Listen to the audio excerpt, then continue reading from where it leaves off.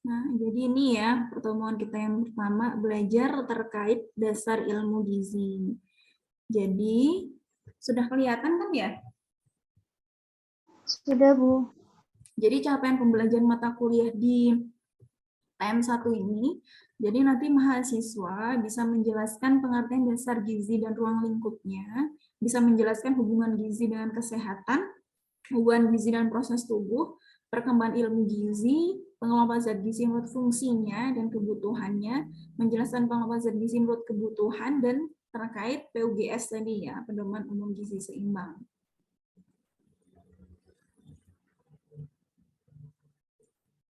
Nah, jadi sebenarnya gizi itu dia itu berasal dari bahasa Arab ya, namanya gidza. Kayak gitu. Jadi gidza berarti makanan. Gitu. Dan di gizi itu adalah istilah-istilah lain yang dia memang berkaitan nih.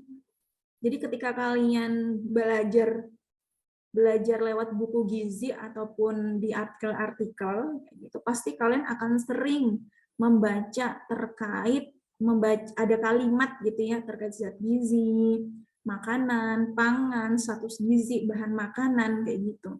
Nah, itu ternyata beda secara istilah ya kayak gitu. Misalkan bahan makanan ini, bahan makanan apa gitu. Bahan makanan. Nah, bahan makanan itu dia lebih ke yang mentah. Jadi dia secara pengolahan itu dia masih mentah, belum diolah gitu. Makanya biasanya bahan makanan kalau kita nanti kalian belajar ilmu bahan pangan ya gitu. Bahan makan tuh misalkan ini dia yang belum digoreng. Misalkan ayam, daging ayam gitu. Daging ayam, terus sayur-sayuran gitu. Kalau dia sudah jadi makanan, itu nanti namanya sudah menu ya kayak gitu. Jadi dia sudah kayak misalkan ayam gitu, ayam goreng, tempe goreng, tongseng, terus misalnya kalau kangkung itu dia sudah jadi tumis kangkung. Kayak gitu. Kalau bahan makanan nggak masuk nih, bukan bukan seperti itu, dia yang mentah gitu. Kalau dia zat gizi, jadi dia ikatan kimianya. Jadi zat gizi kan nanti secara pengelompokan itu makronutrien, mikronutrien kayak gitu. Di makronutrien, di karbohidrat, terus dia lemak dan protein itu pasti dia ada ikatan kimianya CHO, karbon, hidrogen, dan oksigen. Ada juga yang dia ada N-nya juga, nitrogen. Jadi itu susunannya gitu. Nanti juga misalkan seperti protein, ya pasti kalian sering pernah dengar ya, asam amino gitu. Nah, protein itu dia disusun dari asam amino. Jadi dia ikatan kimia diperlukan tubuh untuk melakukan fungsinya.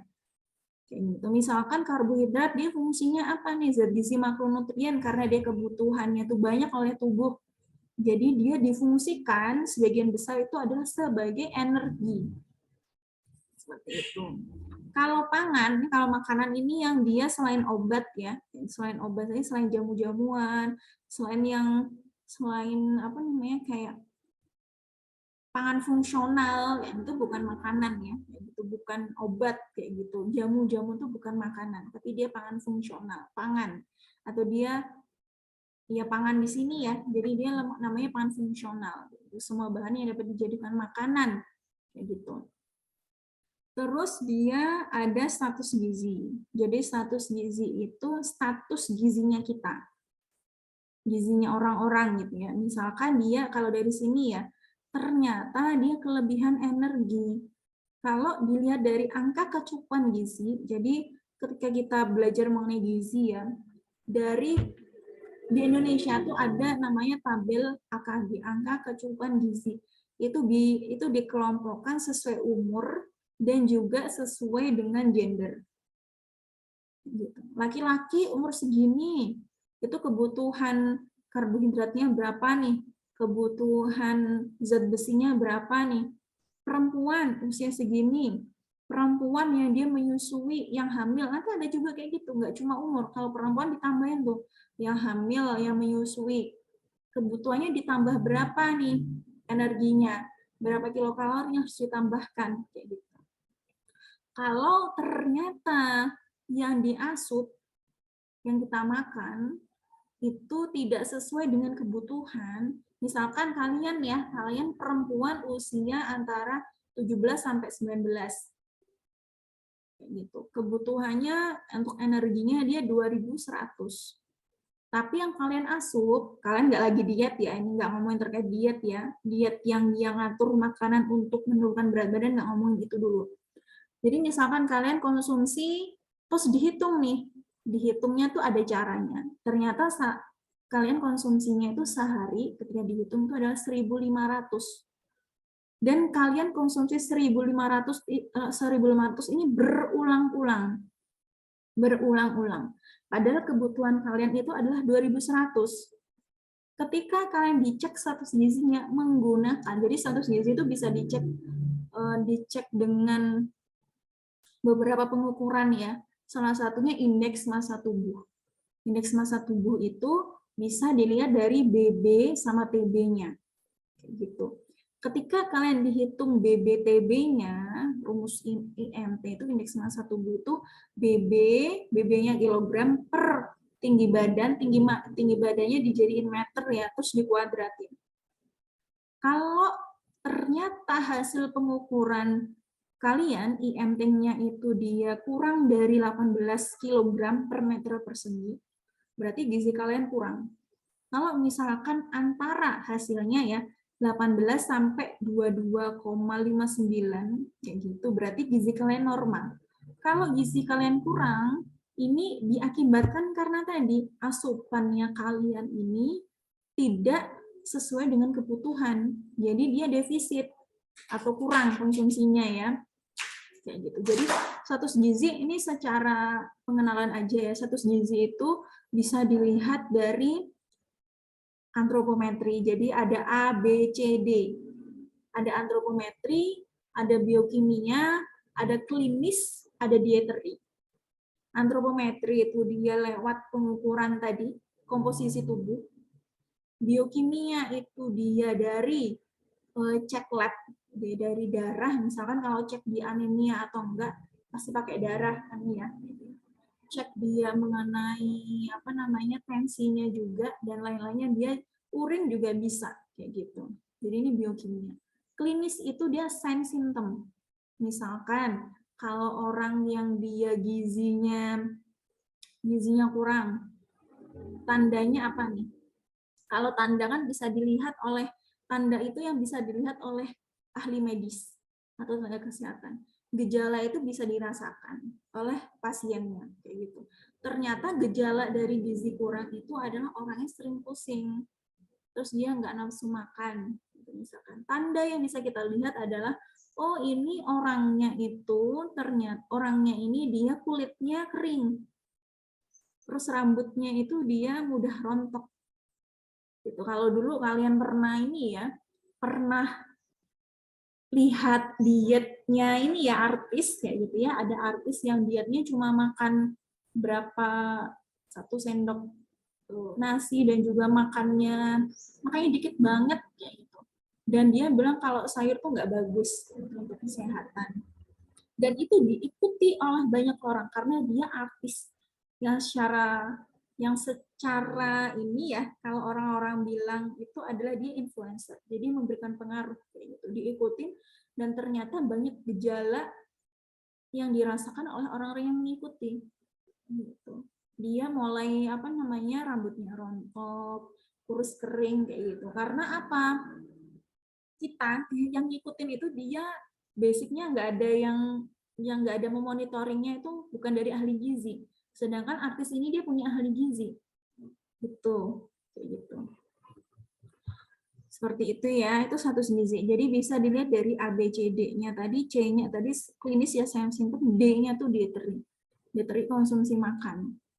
Jadi konsumsi makannya kita ngitungnya itu ada beberapa pengukuran. Salah satunya itu namanya 24 hour recall, 20 jam recall. Jadi misalkan hari ini saya diinterview terkait makanan saya yang kemarin. Nah, itu nanti kita tanya tuh makanannya. Saya jelasin sederhana aja ya. Jadi karena kalian belum masuk ke sini, nanti bingung kayak gitu. Di interview makanannya kemarin kayak gitu, terus nanti dihitung lewat aplikasi namanya Nutrisurvey. Dihitung terus dibandingkan sama kebutuhannya di AKG tadi atau dibandingkan dengan kebutuhan yang kita hitung sendiri. Jadi kebutuhan itu bisa kita bandingkan berdasarkan AKG atau kita bandingkan berdasarkan perhitungan. Jadi nanti kita bisa ngitung sendiri nih dari tinggi badan, berat badan, kayak gitu kebutuhannya kita. Gitu ya. Nah, secara umum ilmu gizi karena kita sudah belajar nih ya, sudah bahas mengenai bahan makanan, zat gizi, makanan, pangan dan status gizi. Jadi kita bisa simpulkan ilmu gizi itu adalah ilmu yang mempelajari segala sesuatu tentang makanan dan hubungannya dengan kesehatan. Jadi di sini tidak hanya personal ya kayak gitu, tapi juga bisa nih kita membahas mengenai secara publik, yaitu status gizi secara publik atau ilmu gizi secara publik. Gitu. Nah nanti di kuliah ini, bukan kuliah ini ya, di jurusan gizi, gitu. Kalian tidak hanya belajar mengenai makanan, ada yang pengaruhnya ke kesehatan, enggak seperti itu. Ada nanti belajar terkait manajemen industri jasa pangan gitu ya. Jadi yang nanti pengennya kerjanya itu sebagai quality control di industri kayak gitu. Itu ini nih ada nih mata kuliah yang mewadai, ada manajemen industri jasa pangan kayak gitu. Kalau saya mau kerja di ini instansi pemerintah kayak gitu, ada kuliah mengenai perencanaan pangan dan gizi atau ekonomi pangan dan gizi. Jadi ini kita bisa tahu nih peraturan-peraturan pemerintah apa nih yang dia berkaitan dengan gizi.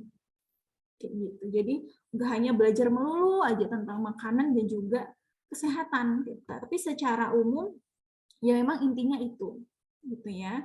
Nanti teman-teman bisa tanya langsung lewat chat kayak gitu ya di tengah-tengah pelajaran ini ataupun pas waktu di akhir ya. Nah, ini ruang lingkup ilmu gizi. Ini tadi seperti yang saya bilang tadi, bahwasanya ruang lingkup ilmu gizi itu tidak hanya ketika makanan itu dia tersaji, sudah dalam bentuk makanan ya, gitu. Tapi di sini dia masih jadi bahan makanan nih, produksi pangan. Dan juga setelah dia diproduksi pangan, pasca panennya seperti apa nih pasca panen itu bisa dia pas waktu penyimpanan yang nggak bagus, misalnya nih dari kalian mungkin ada yang anak petani gitu ya. Kalau penyimpanan itu nggak boleh ruangan penyimpanan gitu ya. Ruangan penyimpanan tuh nggak boleh dia yang lembab, nggak boleh ketika apa namanya tuh tempat kayak sak tuh bahasa Indonesianya apa ya? Karung kayak gitu ya, karungnya itu nggak boleh nempel ke lantai karena bisa lembab atau bisa karena lembab dia bisa kena jamur ataupun mikrobakteri yang lain, bakteri yang lain kayak gitu. Bisa menurunkan kualitas dari bahan pangan tersebut. Dia bisa kalau dari jamur gitu ya, akhirnya kualitasnya dia juga bisa menurun kayak gitu. Kita juga belajar itu juga. Distribusi dan pengolahan, jadi transportasi di sini, pengolahan di sini, kayak gitu distribusinya.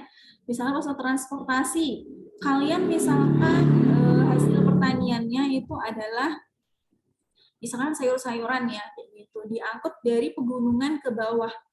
Ketika dia transportasinya nggak bagus ya, dari tata letaknya, gitu, dia bisa rusak, nggak bisa digunakan, nggak bisa dijual. Kan itu bisa merugikan produsennya ya. Untuk pengolahan ini dia proses pengolahannya. Dia direbus, dia dikukus, dia digoreng kayak gitu. Nah, itu pengaruhnya ke apa? Ini ruang lingkupnya ya kayak gitu.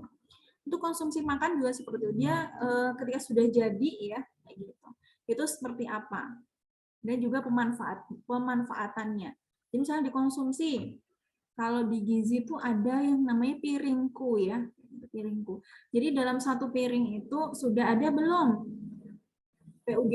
Piringku tuh biasanya satu kayak klop, bukan klop sih, satu paket kayak gitu ya, dengan PUGS yang tumpeng gizi kayak gitu ya piringku itu.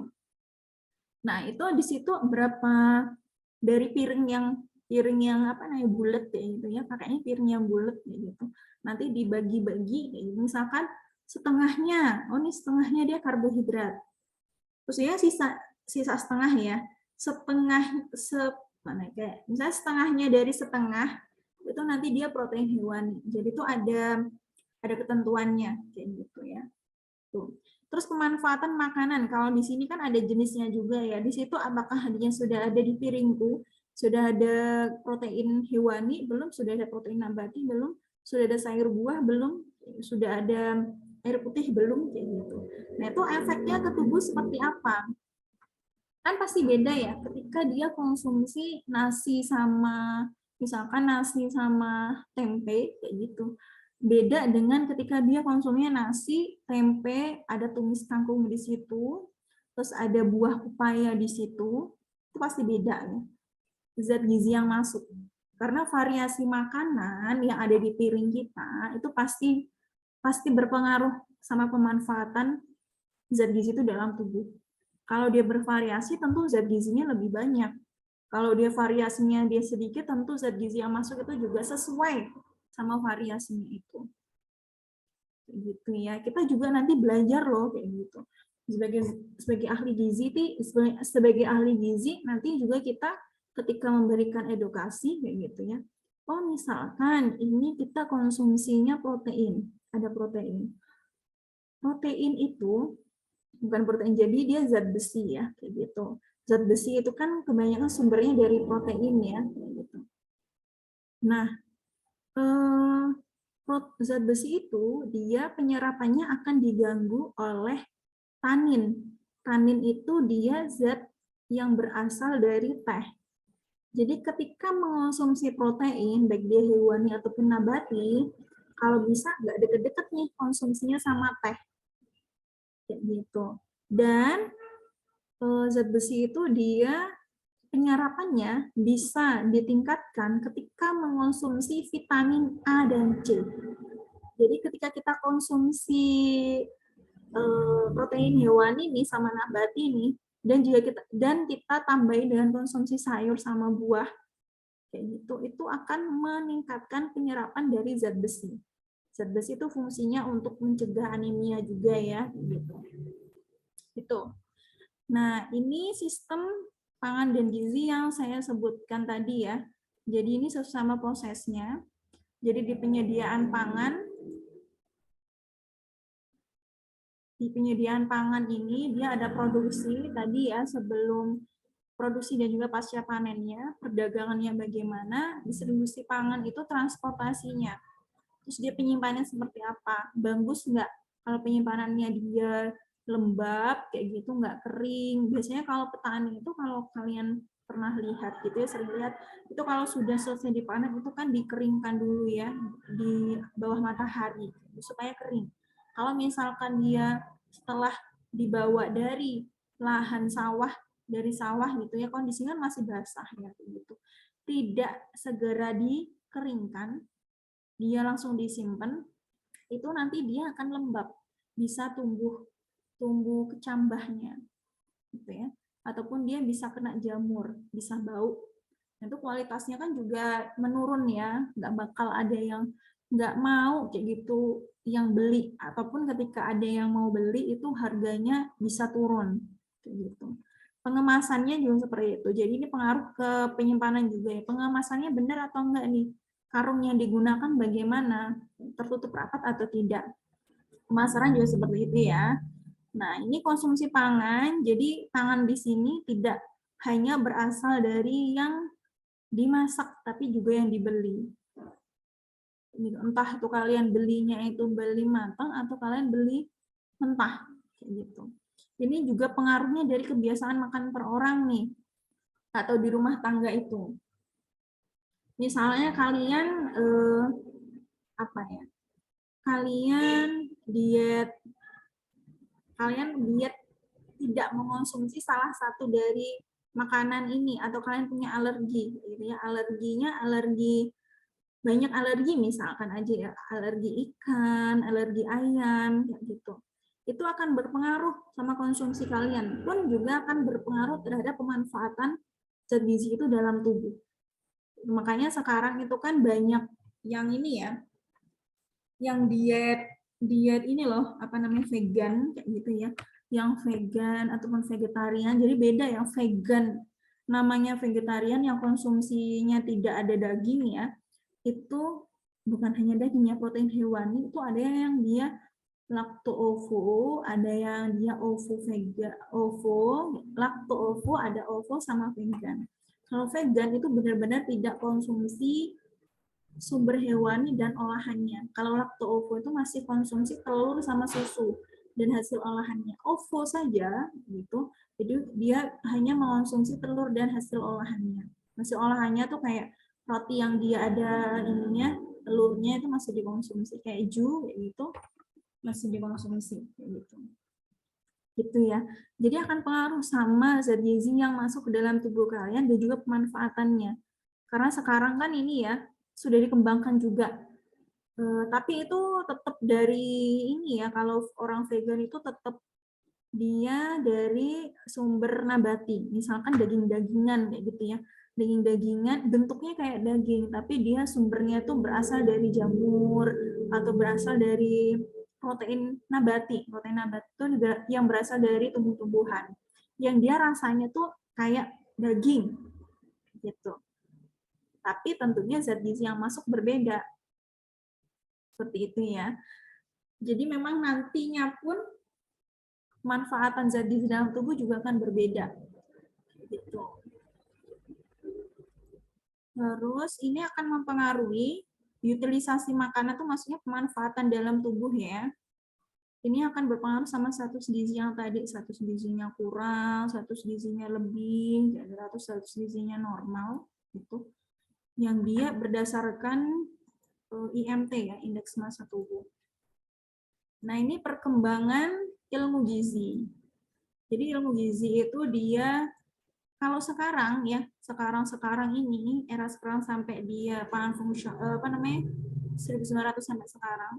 Itu yang paling yang hype itu adalah mengenai nutraceutical sama pangan fungsional. Jadi di sini tuh lebih pangan fungsional itu adalah zat, tapi bukan dia tuh zat non gizi yang diperoleh dari makanan. Misalkan dia dari jahe, misalkan dia dari tumbuhan cabai kayak gitu ya, ataupun dari tomat kayak gitu, yang dia bukan zat gizi, tapi dia dari makanan. Fungsinya untuk meningkatkan manfaatnya itu ke tubuh kita. Gitu.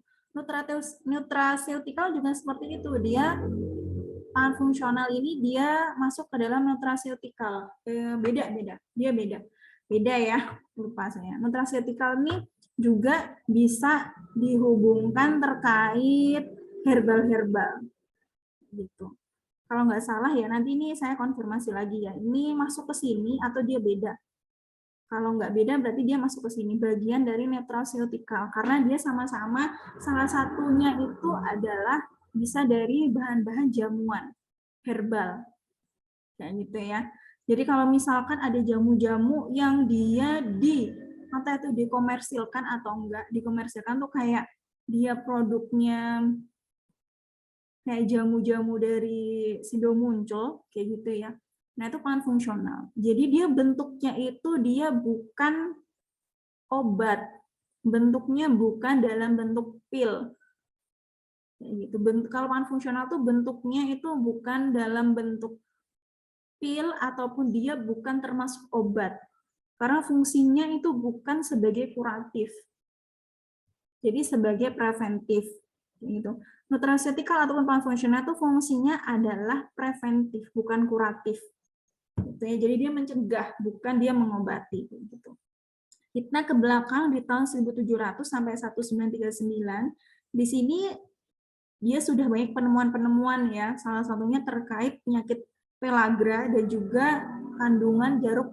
Kalau dulu itu masih banyak yang scurvy, yang dia masih apa namanya, kalau matanya agak cekung gitu ya, scurvy matanya agak cekung, terus bibirnya kering kayak gitu. Nah, di sini dia ada penemuan nih, di sini ada beberapa penemuan. Ada penemuan kandungan jeruk yang dia bisa untuk mencegah scurvy atau menyembuhkan scurvy kayak gitu. Terus dia ada penyakit pellagra akibat kekurangan gizi, dan ada penemuan tritofan yang merupakan asam amino yang tidak dapat disintesis oleh tubuh. Jadi asam amino itu ada esensial, ada non esensial. Ada yang dia bisa disintesis oleh tubuh, ada yang dia tidak bisa disintesis oleh tubuh. Karena dia kalau tidak bisa disintesis oleh tubuh itu dia berasal dari makanan. Jadi bukan berasal dari tubuh itu sendiri. Kalau dia dapat disintesis oleh tubuh itu, tubuh memproduksi, gitu ya.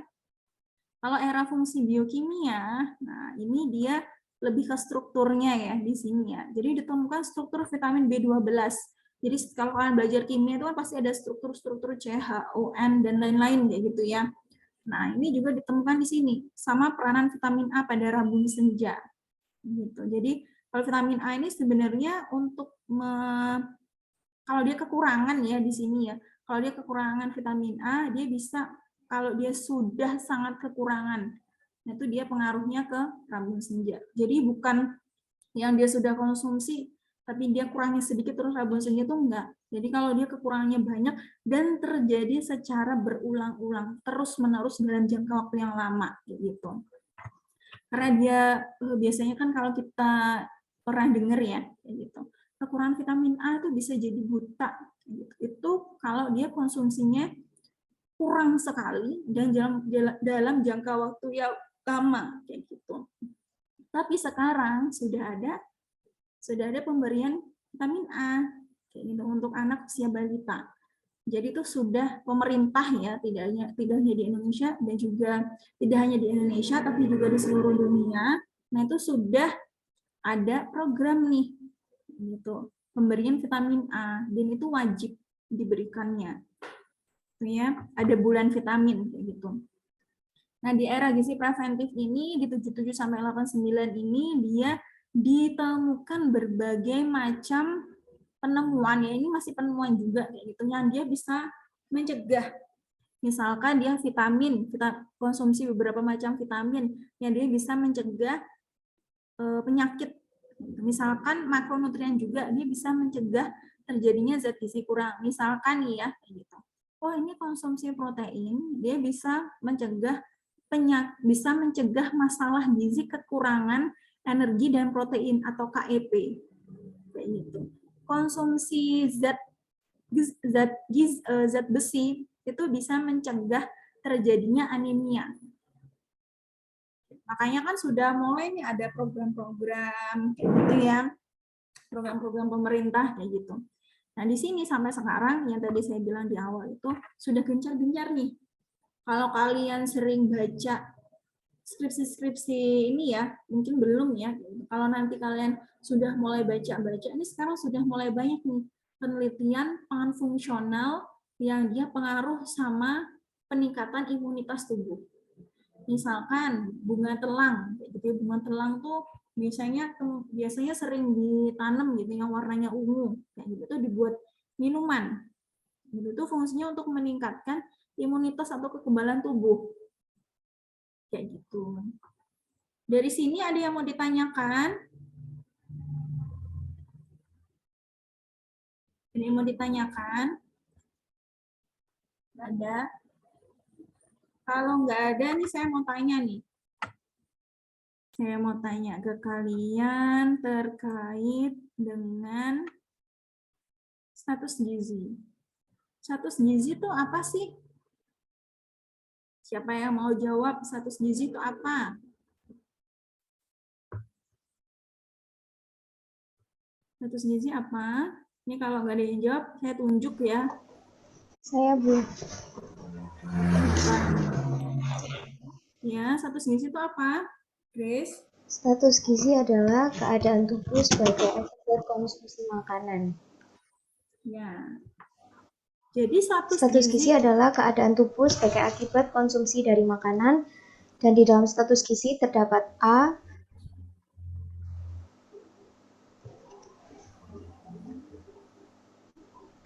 Ya Bu. Ya, terdapat apa?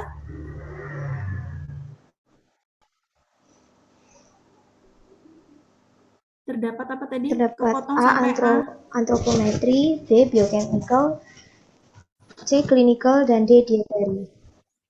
Nah, jadi A. Antropometri, B. Biochemical, C. Clinical, dan D. Dietary. ya terima kasih ya Grace ya. Grace kan ya? Grace atau siapa nih tadi?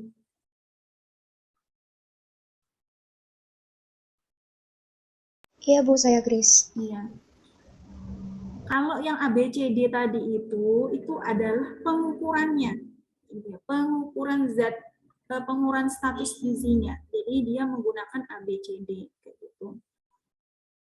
Nah, status gizi ini pertanyaan kedua nih. Status gizi itu dipengaruhi sama apa saja sih?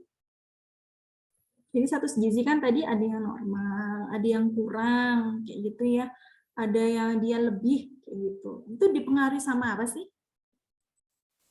Dipengaruhi sama apa yang dikonsumsi sama orangnya, Bu. Ya, yang pertama konsumsi, yang kedua apa? Aktivitas tubuh mungkin. Ya, coba aktivitas tubuh. Yang ketiga apa? Yang lain ada yang mau bantu? Ini panggilannya siapa nih? Hoiria nih. Hoiria Handayani. Ayah. Siapa? Ayah. Ayah, gitu. Jadi benar ya, kayak gitu. Tadi jawaban Grace juga benar, jawaban Hoiria, Ayah juga benar kayak gitu. Jadi status gizi itu dipengaruhi sama konsumsi makanannya. Tadi ya, kalau dia konsumsi makanannya berlebih, terus dia tidak melakukan aktivitas fisik, tentunya pengeluaran dari tubuh itu tidak seimbang. Jadi dia ditumpuk di dalam tubuh, tidak dikeluarkan semaksimal mungkin kan? Karena ekspresi tubuh itu tidak hanya lewat ini, tidak hanya lewat feses, dan juga tidak hanya lewat BAK atau kencing, tapi juga lewat keringat dan lewat udara. Jadi makanya pernah ya kalian lihat mungkin ya, jadi pengeluaran yang paling banyak tuh sebenarnya lewat udara. Jadi kalau kalian misalkan aerobik gitu ya, aerobik ataupun lari, kan pasti terengah-engah ya, kayak gitu. Itu termasuk pengeluaran yang paling banyak itu dari udara, ekspresinya, gitu, sekresinya ya, gitu. Gitu. Nah, kita masuk ke gizi dan kesehatan. Jadi ini kebutuhan gizi berkaitan dengan proses tubuh. Jadi di sini ada apa aja nih? Karbohidrat, protein, ada vitamin dan mineral, ada juga protein. Protein nabati sama hewan. Karbohidrat ini dia kebutuhannya lebih banyak dibandingkan dengan protein dan juga lemak. Protein dan juga lemak kayak gitu ya. Karena dia kenapa kira-kira? Kok paling banyak persentase kebutuhannya dalam tubuh tuh kenapa? Karbohidrat itu. Karbohidrat kalau dilihat dari gambarnya di sini tuh ada kentang, ada nasi, ada kacang-kacangan kayak gitu. Ada mie di sini. Kenapa sih karbohidrat tuh kebutuhannya paling banyak dibutuhkan oleh tubuh? Kenapa? Ada yang bisa bantu jawab? Karena itu punya menghasilkan energi yang paling banyak, Bu, dari yang lainnya. Ya, yang pertama itu. Selanjutnya apa?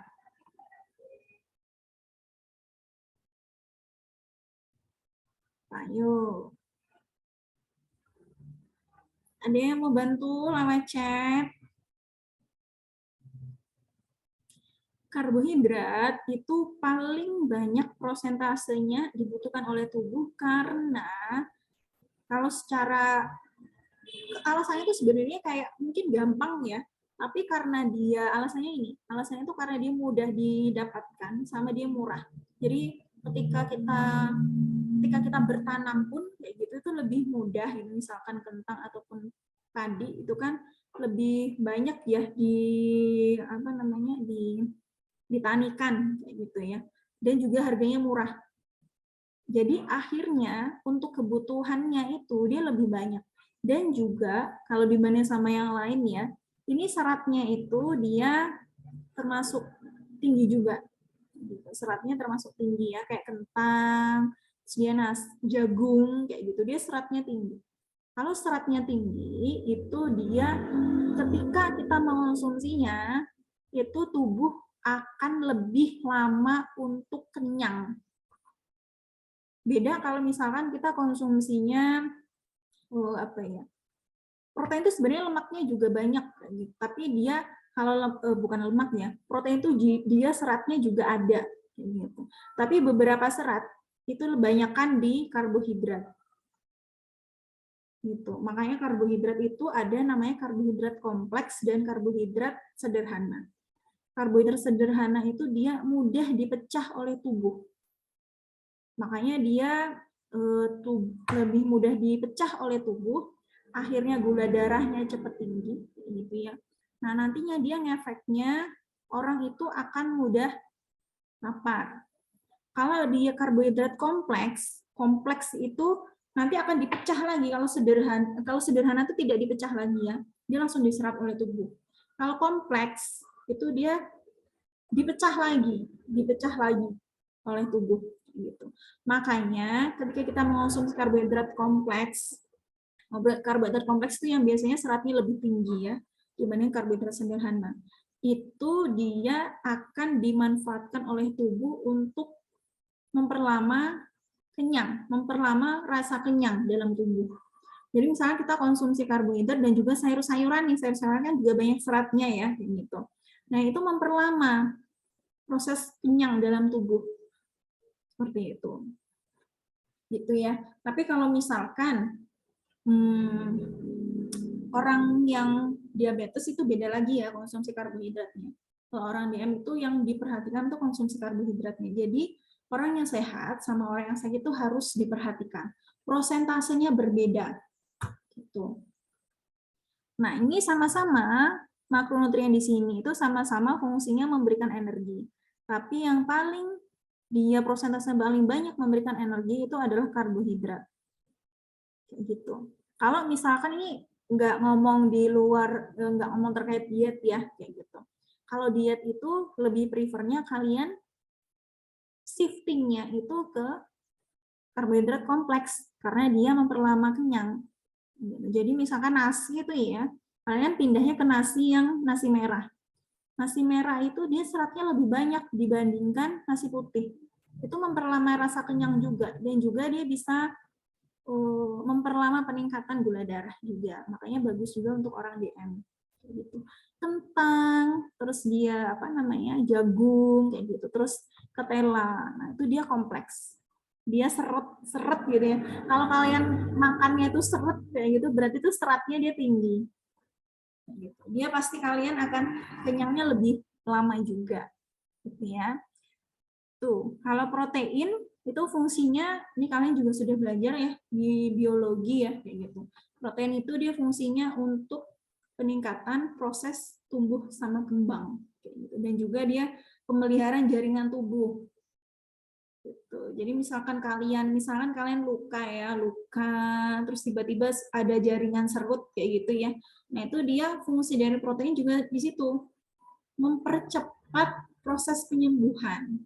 Jadi misalkan kalian pernah dengar nih, kok orang sunat nggak boleh makan protein? Orang yang sunat ya, orang yang dia disunat.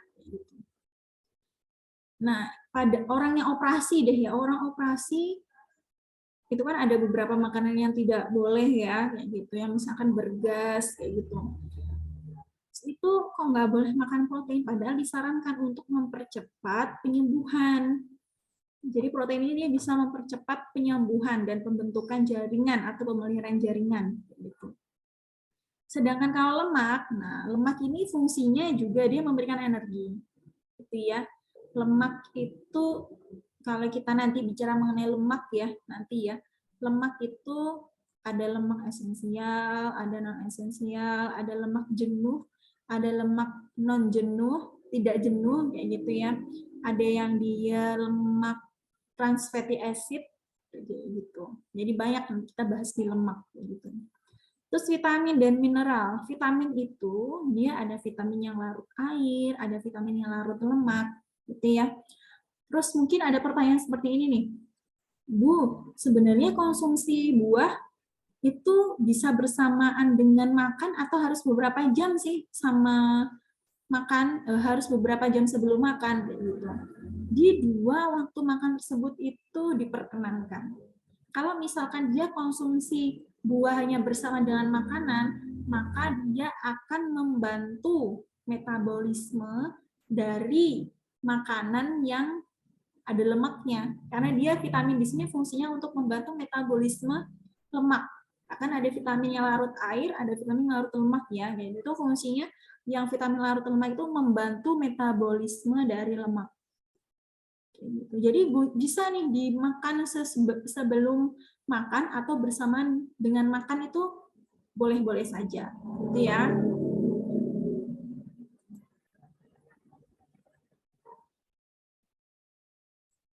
Nah, ini prosentasenya ya, prosentase. Oh, belum ya, ini fungsinya tadi ya, sama ya, gitu. Enggak loading.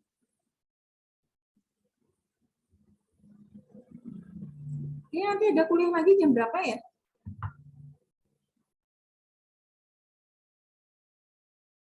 Jam 1, Bu. Jam 1. Ini saya selesai sampai pukul berapa? 10.30. Nah, berarti kurang 10 menit lagi ya, karena ini nanti 2 kali kayak gitu. Jadi fungsi zat gizi ini sama kayak tadi ya. Jadi ini untuk karbohidrat ini ya. Dia pemberi rasa manis pada makanan, menghemat protein karena dia metabolismenya juga lebih dulu kayak gitu. Mengatur metabolisme dan juga dia membantu pengeluaran feses karena dia juga ada seratnya di situ. Jadi dia membantu membentuk tekstur dari fesesnya itu. Terus lemak ini juga energi yang tadi ya, sumber asal esensial, dia metabolisme vitamin larut lemak atau larut air, gitu, memberi rasa kelezatan. Nah ini juga penting ya, yaitu lemak misalkan daging pun itu sebenarnya ketika kita goreng itu akan mengeluarkan minyak. Gitu. Tapi kalau misalkan kita mengolah daging kayak gitu, yang dia di apa namanya sekarang itu fried apa ya yang dari listrik tuh namanya apa tuh pengolahan yang dari listrik alatnya namanya apa kok saya lupa apa namanya ini nggak ada yang tahu nih Electric pan. bukan yang dipanggang dimasukkan dalam alatnya itu loh namanya apa Oven, Bu. apa apa Microwave, Bu. bukan yang sekarang itu lagi ngetren itu loh Grill pan. bukan bukan sejenis pan bukan microwave bukan oven yang dia pengganti penggoreng Air fryer. ya air fryer gitu ya air fryer kayak gitu. Ketika kalian mengolah di air fryer sama kalian mengolahnya digoreng itu rasanya beda. Karena ketika digoreng itu ada pemecahan di situ yang mengakibatkan taste-nya itu beda. Ada palatable di situ juga beda. Palatable itu taste-nya ya gitu. Beda. Kalau kalian pernah ngerasain ya gitu. Yang dia di air fryer nggak menggunakan minyak sama yang dia digoreng. Pasti rasanya berbeda gitu. Sebagai pelumas juga, dan juga dia memelihara suhu dan organ tubuh.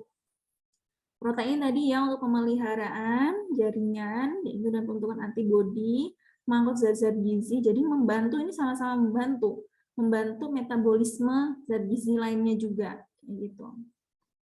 Nah ini prosentasenya, jadi karbohidrat lebih besar ya, 60-70% dari total energi. Ini rata-ratanya seperti ini. Tapi nanti beda lagi ya, misalkan kalau untuk orang sakit itu pasti beda prosentasenya. Gitu ya. Protein 5-15%, lemak 25-35%. Misalkan kalian nanti akan menghitung kebutuhan dari pasien kalian yang sehat.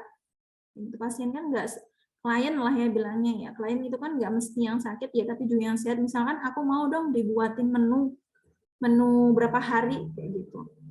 Ini maksudnya rentang di sini adalah kalian bisa menggunakan 60 ataupun kalian bisa menggunakan 65 atau bisa menggunakan 70. 60% dikali dengan energi. Ini maksudnya di sini ya, itu misalkan energinya, kalian total energi yang dibutuhkan dari si klien kalian ini 2.400 kilokalori. Gitu. Terus berapa nih kebutuhan karbohidratnya, proteinnya, sama lemaknya? Cara ngitungnya misalkan kita karbohidratnya ini 60%. Tadi kan kebutuhannya 2.400 ya. Nah, ini berarti 60% dikalikan dengan 2.400. Berarti berapa, no? Berapa ya? 60% dikali 2.400 berapa?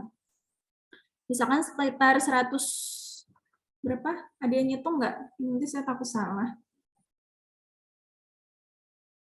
Karena nanti perlu dikonversi lagi. 60% dikali 2.400.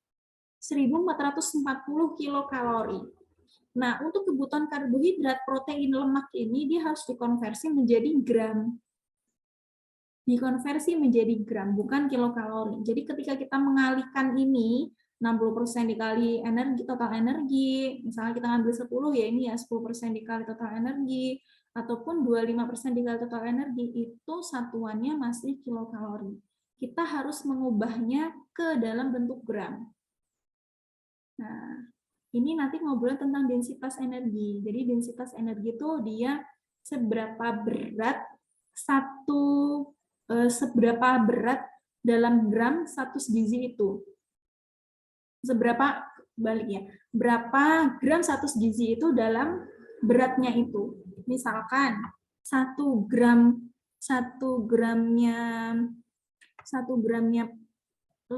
kentang sama 1 gramnya ayam itu pasti beda zat gizinya. Itu namanya densitas energi. Jadi untuk karbohidrat sama protein itu densitas energinya adalah 4 gram. Jadi 1 kilokalorinya itu adalah 4 gram.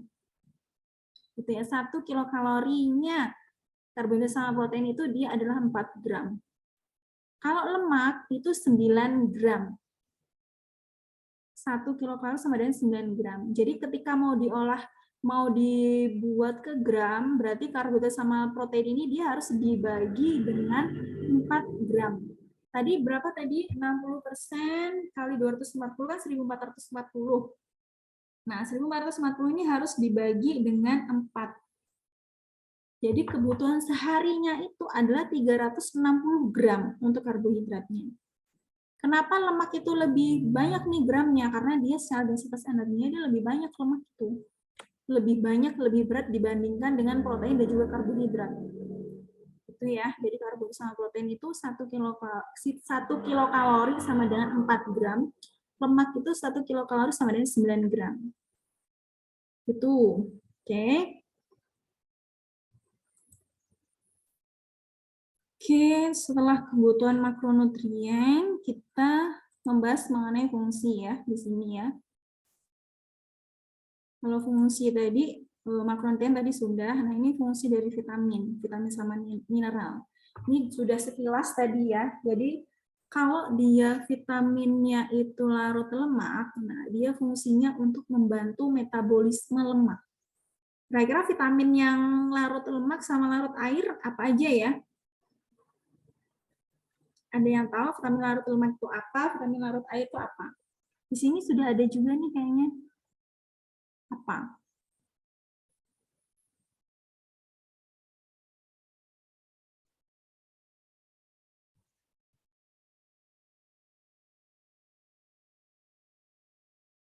Ada yang mau bantu? Vitamin E berperan sebagai antioksidan yang larut dalam lemak. Gimana? Jenisnya kan vitamin itu kan ada A, B, C, D, E, K gitu ya. Yang vitamin E, Bu. Selain vitamin E, itu vitamin E itu larut apa? Dalam lemak. Ya, selain itu apa? Vitamin A, larut dalam lemak. Ya. Selain itu, apa lagi? Vitamin D. Vitamin D, ya vitamin D juga ya. Jadi vitamin, terima kasih ya. Ini panggilnya siapa nih? Theodora ya? Atau Melin? Melin, Ibu. Melin ya. Jadi vitamin larut lemak itu ADEK, disingkat AD gitu aja ya, AD, ADEK. Vitamin larut air itu B sama C. Itu. Nah, itu berarti sesuai sama fungsinya. Larut lemak itu dia membantu metabolisme lemak. Kalau B sama C membantu metabolisme dari cairan. Gitu ya. Nanti kalian baca di sini masing-masing fungsinya ya. Gitu. Biasanya sering ini ya. Sering kita tahunya kan vitamin A, vitamin C, vitamin D gitu ya. D dia lebih ke tulang gitu, bersama dengan kalsium juga gitu ya.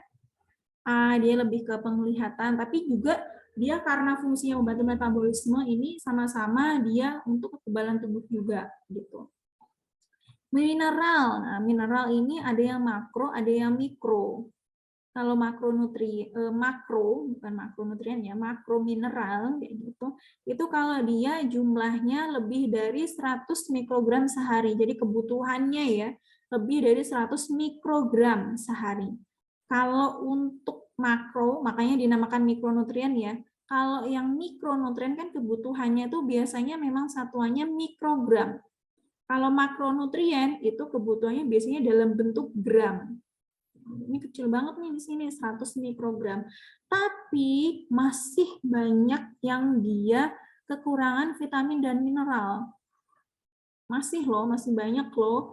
Kita itu biasanya kekurangan vitamin sama mineral gitu. Karena konsumsinya itu sumbernya ya. Kalau misalkan kalian lihat ini zat gizi dalam 100 gram makanan gitu. Misalkan inilah jeruk itu vitaminnya itu dalam 100 gram ketika konsumsi itu berapa mikrogram vitamin C-nya.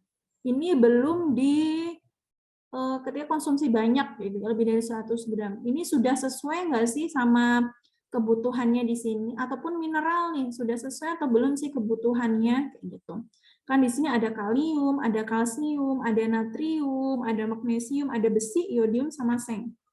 Kalau yang mikro ya, kalau yang tadi makro sama mikro ya. Biasanya yang paling sering ya, makanya sekarang ini masalah gizi ini kalau dulu ya, dulu itu kasus gizinya namanya double burden malnutrition. Double burden malnutrition itu karena double ya, di situ ada kata double. Jadi masalah gizi yang ada di Indonesia ataupun di dunia itu adalah gizi kurang dan juga gizi berlebih. Tapi sekarang kasusnya beda lagi. Masalah gizi sekarang itu adalah triple burden malnutrition. Udah triple. Jadi tidak hanya gizi kurang atau lebih, tapi juga kekurangan zat gizi mikronutrien.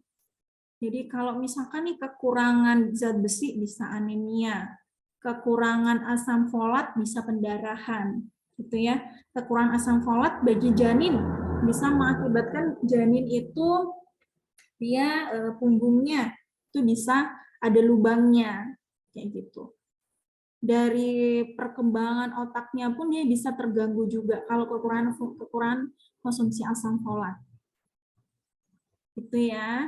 Jadi di sini mikronutrien, mineral ini ada yang dia makro, ada yang mikro. Makro itu kebutuhannya lebih dari 100 mikrogram. Kalau mikro kebutuhannya kurang dari 100 mikrogram sehari. Nah, ini aja padahal kebutuhannya kurang dari 100 mikrogram sehari. Tapi masih sering nih kita kekurangan konsumsi zat besi. Gitu, zat besi itu dia kebanyakan tadi ya, jadi asalnya itu kebanyakan dari protein hewani. Jadi zat besi itu protein itu bioavailabilitasnya itu beda-beda. Bioavailabilitas terhadap penyerapan zat besinya, terhadap penyerapan zat gizi besinya. Zat besi yang dia sumbernya dari protein hewani itu bioavailabilitasnya atau penyerapan zat besinya itu bisa lebih dari 20%. Itu. Kalau dia zat besi yang berasal dari protein nabati itu bioavailabilitasnya atau penyerapan oleh tubuhnya tuh kecil. Dia di bawahnya 5%. Gitu ya. Jadi ketika konsumsi makanan dalam satu piring itu sebisa mungkin ada sumber protein hewaninya. Nggak usah banyak, nggak apa-apa. Gitu. Di situ diusahakan ada yang terjangkau kayak gitu ya. Misalkan kalau sekarang kan telur juga mahal ya, kayak gitu. Misalkan ini ikan tawar kayak gitu ya, hasil tangkapan ikan tawar kayak gitu. Itu kalau lebih murah bisa beli yang itu. Seperti itu. Jadi biasanya masalahnya seperti ini. Konsumsinya hanya protein nabati. Tempe, tahu, kayak gitu ya, dari protein nabati. Dan juga dia konsumsinya konsumsi teh. Gitu. Sudahlah dia bioavailabilitasnya atau penyerapan dalam tubuhnya, zat besi dalam tubuhnya itu sedikit. Dan juga ditambah juga dia ada zat pengganggu penyerapan zat besi. Nah, ini tambah lagi nih, ada peningkatan resiko anemia. Gitu. Itu ya. Nah, untuk minggu depan kita akan belajar mengenai masalah gizi ya. Nanti dibaca-baca lagi di slide yang sudah saya berikan di email ya. Ada yang mau ditanyakan?